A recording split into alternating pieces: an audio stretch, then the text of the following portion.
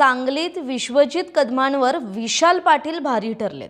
आता ते नेमकं कसं हे सगळं सांगते, त्यासाठी व्हिडिओ शेवटपर्यंत पहा। सांगली काँग्रेसमधल्या अंतर्गत राजकारणावर अखेर पडदा पडलाय। म्हणजे काँग्रेसचे माजी शहराध्यक्ष पृथ्वीराज पाटलांनी भाजपात पक्षप्रवेश केल्यानंतर मागील 4 ते 5 महिन्यांपासून त्यांचं पद हे रिक्त होतं आणि त्यामुळे शहराध्यक्ष पदावर आता अखेर नियुक्ती झाली आहे।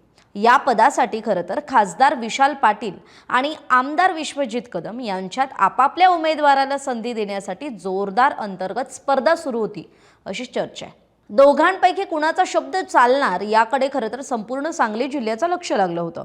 मात्र अखेर या शर्यतीत आमदार विश्वजित कदमांवर खासदार विशाल पाटील हे सरस ठरले।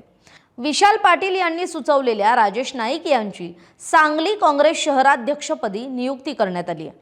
प्रदेशाध्यक्ष हर्षवर्धन सपकाळ यांच्या आदेशानंतर प्रदेश वरिष्ठ उपाध्यक्ष ॲडव्होकेट गणेश पाटील यांनी ही घोषणा केली आहे। आता ज्यांची घोषणा करण्यात आली किंवा ज्यांना सांगलीचं काँग्रेस जिल्हाध्यक्ष करण्यात आलंय ते कोण आहेत राजेश नाईक, त्यांची ओळख थोडक्यात समजून घेऊयात। तर ते विद्यार्थी दशेपासून राजकारणात सक्रिय आहेत।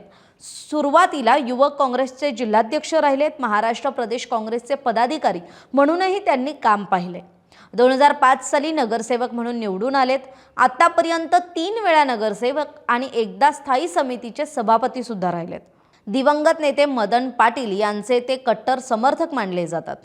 ही आहे राजेश नाईक यांची ओळख। खरं तर सांगली जिल्हा काँग्रेस अध्यक्षपदासाठी राजेश नाईक यांच्यासोबतच मंगेश चव्हाण यांचं नाव सुद्धा चर्चेत होतं।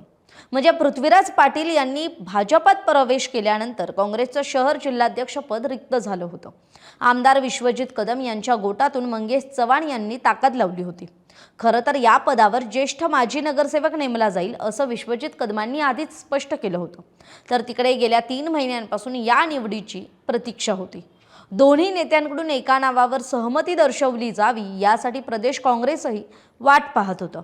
अखेरीस खासदार विशाल पाटील यांनी राजेश नाईक यांच्या नावाची शिफारस केली आणि त्याला विश्वजित कदमांनी सुद्धा संमती दर्शवली आणि मग या शर्यतीत विश्वजित कदम यांची माघार, विशाल पाटलांची सरशी आणि राजेश नाईकांची बाजी असा हा कार्यक्रम आपल्याला बघायला मिळाला। दरम्यान नूतन शहराध्यक्ष झालेल्या राजेश नाईक यांनी प्रतिक्रिया देताना असं म्हटलंय की मी काँग्रेसचा प्रामाणिक कार्यकर्ता आहे। एका सामान्य कार्यकर्त्याला संधी देऊन पक्षाने माझा सन्मान केलाय।